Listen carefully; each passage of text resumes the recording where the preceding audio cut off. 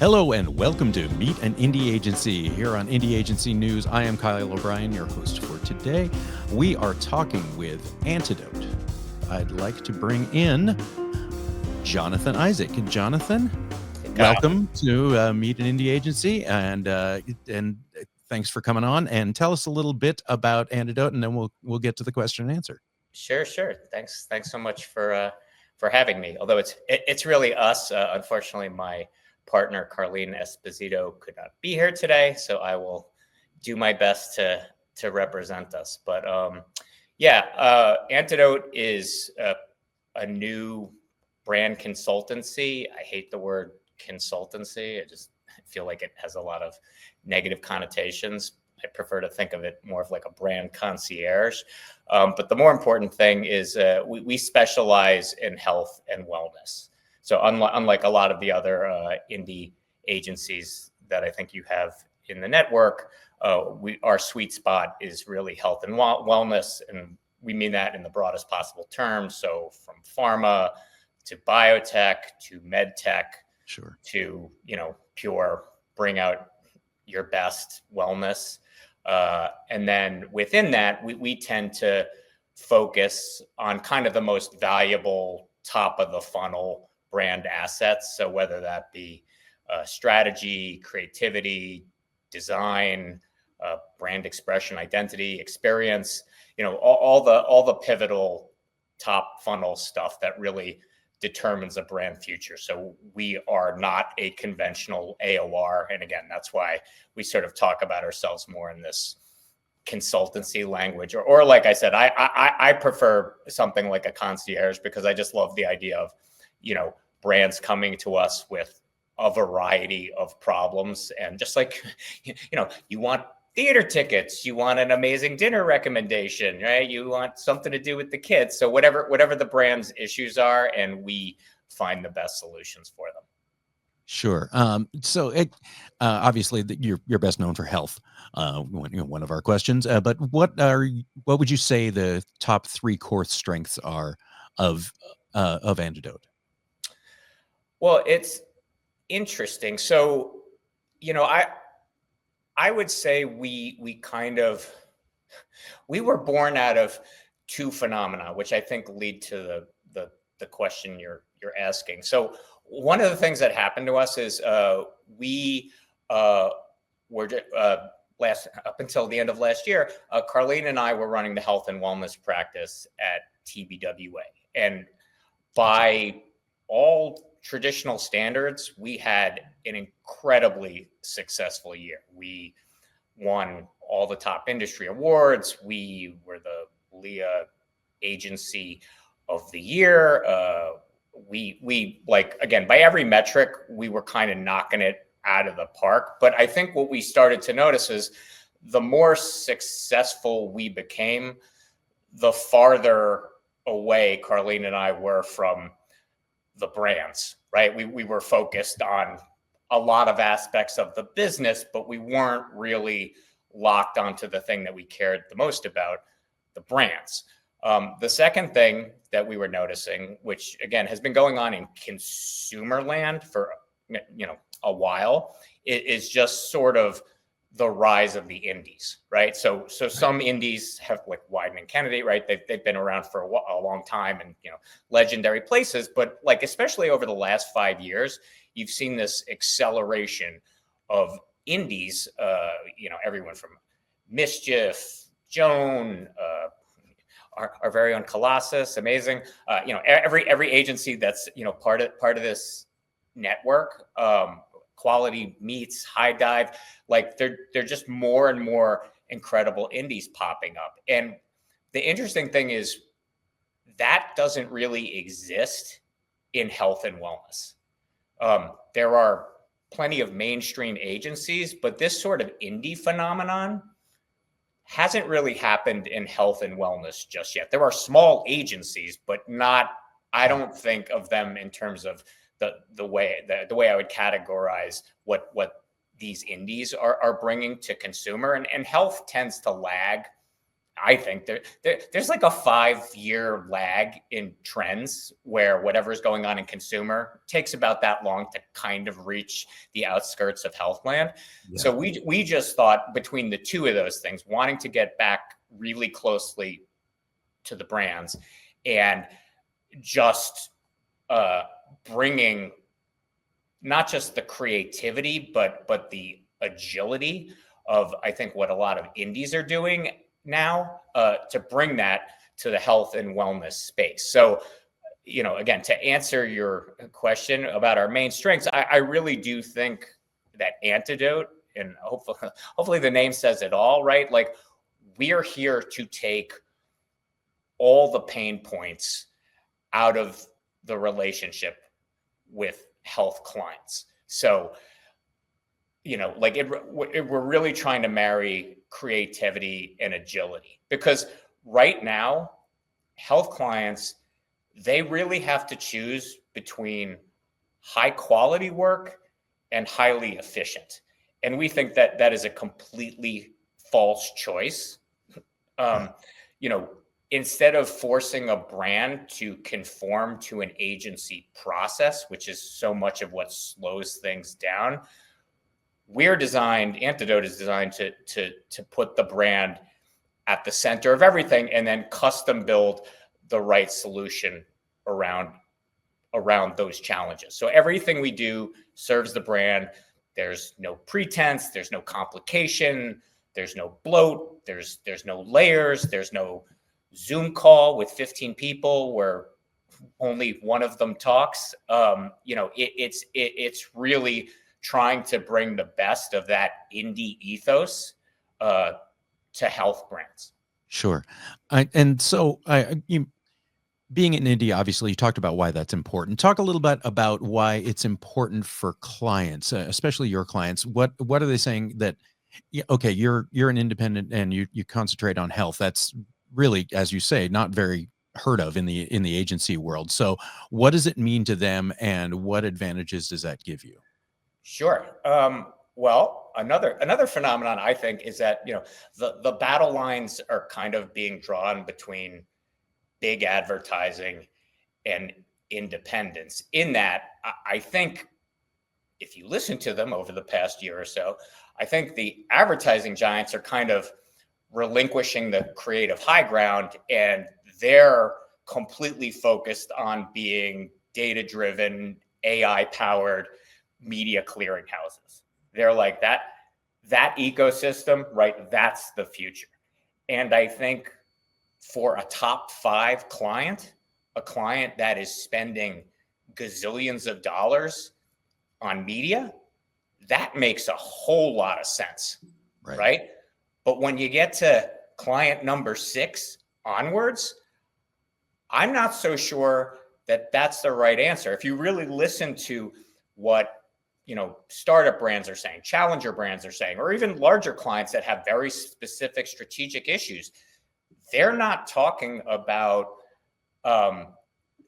AI or about these tech solutions. They're using words like trust and transparency and partnership and agility and creativity, right? And then where's my big thinking? So an algorithm does not address those issues. So I think that it's indies may offer a completely alternate universe for a bunch of other clients that are out there struggling with a different kind of business problem, right? I don't think everyone agrees that the ad model is broken, but I don't think there's a silver bullet to fix it. I think it's going to take silver buckshot. And so AI may be part of that answer, right? But I think what the indies are bringing is a lot of that, those alternative solutions. So I think there's never been a better time to be an indie, which you can see it out there, especially in consumer land. All the indies are dominating whenever it's a test of creativity, all the indies are dominating it. Like, you saw like all the top rated Super Bowl spots, like the majority of them were from indies, right? Yep. And then in terms of like big strategic projects, they're also going to indies. So I think clients are realizing that, hey, maybe certain agencies are great for my lower to bottom of the funnel sort of efficiency stuff, right? Where it's like when I need to fire out content as effectively as possible across a whole bunch of different platforms. Mm-hmm. There's agencies that are fantastic at that. But when I need like really big thinking for like my most intractable business problems, and I need partners, I need people who are indispensable to my business, and I want these big thinkers to come in and help me crack it, whether it's a strategic issue or a creative issue or both, but things that are like, this is a pivotal moment for my brand. I think that's where indies really come into play. Yeah, certainly. And in the health field, I mean, obviously people are looking, you were with one of the big shops, so what it's like to run it in a big shop. And so what's the main reason a brand should come to work with you, say over a big shop? Well, I mean, without being repetitive, I think it's two things. One is because I think the idea of flexible, agile, adaptable, really high touch partnerships shouldn't be a luxury, but they kind of are, right? Like it's kind of rare with a lot of brands, right? The people you meet in the pitch are generally not the people who work on your business. So the idea of like, wow, I'm going to meet people, I'm going to choose them, I'm going to think they're right for my business, and they are going to be my partners the whole way through. And they are going to be as passionate about my business and my brand as I am, and know that business and bring that consistency and that world-class expertise to my business. I think that's, one big reason to do it. And again, I think because a lot of the big agencies are shifting more to delivery, I think indies can maybe fill a vacuum where it's really about, that incredible thinking, like when you think about it, right? Like advertising has kind of moved from pure creativity, right? Like the Madman days, to creativity and media, mm-hmm. to now, I think this new iteration is really much more about, media and delivery. So creativity, and I don't mean just like making things, like truly creative, three-dimensional visionary thinking has kind of fallen out of a lot of the discussion, but it's never been more important, right? Like, I forget who said it, but the whole idea of, shit delivered at the speed of light is still shit. So we're living in that world, right? Where the media landscape has never been more fractured. Attention has never been shorter, right? Everybody's got, their phone while watching the TV, playing on their computer and doing 10 other things, right? So how do you not only grab their attention, but like, how do you, they're giving you time, they're never getting back again, right? Whether it's 30 seconds or a minute or whatever it is they're giving you, like, how do we make that incredibly valuable? How do we make that relationship valuable? And that only comes from really big ideas and incredible insights and empathy, and this whole like idea of like, we need to build a relationship. Like we need to show people, I say it all the time, people love brands who love them back. And very few brands truly love their customers. And again, I think the indies have a chance to show a whole lot of brand love. Yeah, and that's interesting that you bring that up. I mean, because love for a brand, goes way back, and people love certain brands and they are indifferent about most. How do you love a health brand? Well, health is and it's one of the reasons why I genuinely love the industry. I love what's going on. here because it's kind of the inverse of most consumer brands, because with health, right, you really do need these products. Like, they do incredible things on any given day. No industry can change the world faster or in more important ways than health. And I think COVID really was a moment where the entire world was like, oh, wow, like kind of the only thing that really matters is health, right? So we have this incredible power and responsibility. And the products, like even the not the world changing ones, like the amount of research and innovation that goes into health products is insane.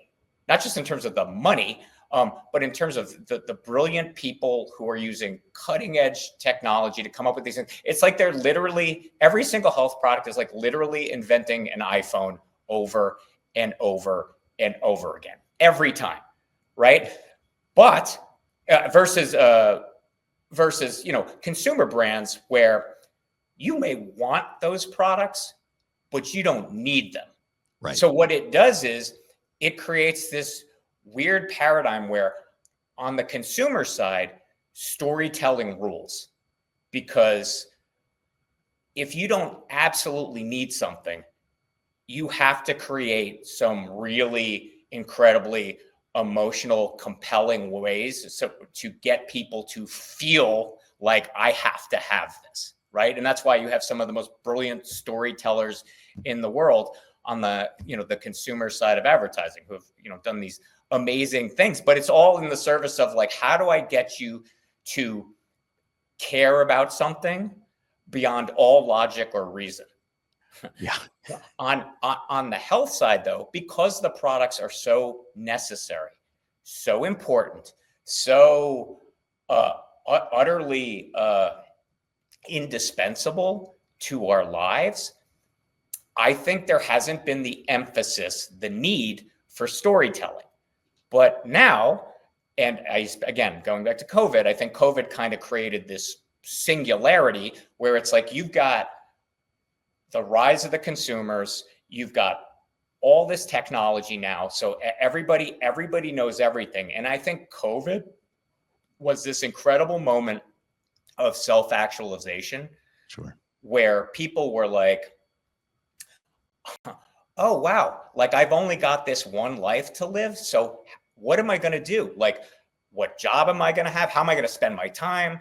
Who are my friends? What am I going to care about? So I think everybody just became much more aware of, hey, I should really think about the relationships I'm having, both with people, but also with brands. Like, why am I wasting my time on things where they don't seem to care about me, right? Like, I mean, ultimately, the way brands act, it's the same as how people act. So you clearly want to spend your time with people who are valuable to you, right? They understand you, they care about you, they're there for you, they totally get you, right? And then, like they make you laugh, they, make you care, whatever. It's like, so I think now health is in this place, which again, I think consumer brands have been in for a long time, which is like, oh, wow, we need to create incredible relationships and experiences with our customers now in ways that they never necessarily had to in the past, because again, the products are so good.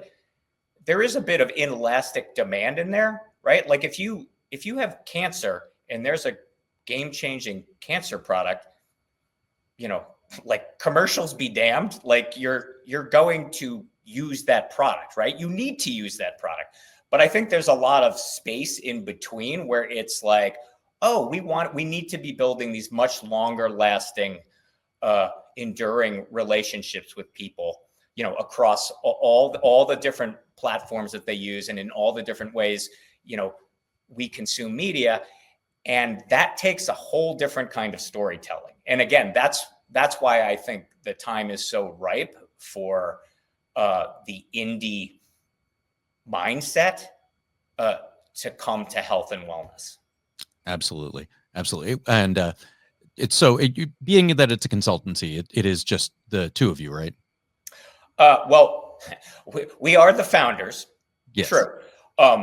we are, like, obviously, as the business dictates, we do have, we are bringing on other full-time people.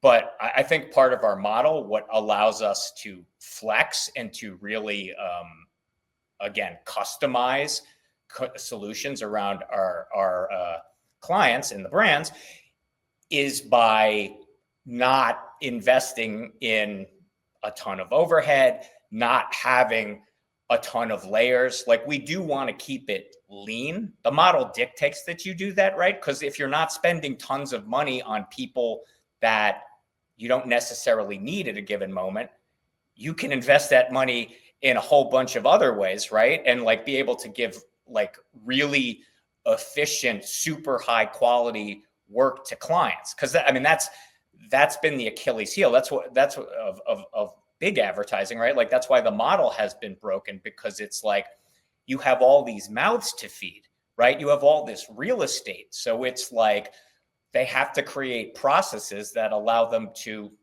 make money. Now, some of that, right, is like obviously they're adjusting by bringing in, more efficient AI, machines and things of that nature. And obviously they're shifting, they're shifting their talent, right? Where it's like maybe less of the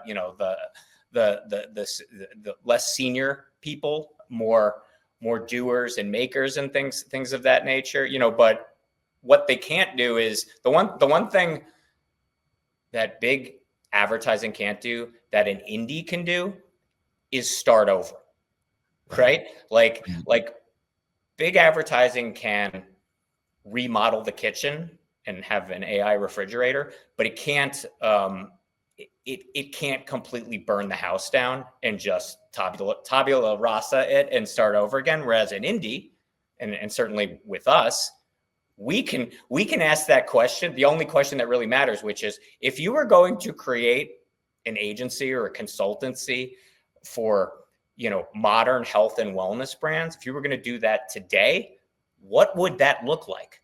And then we're building it. That's great.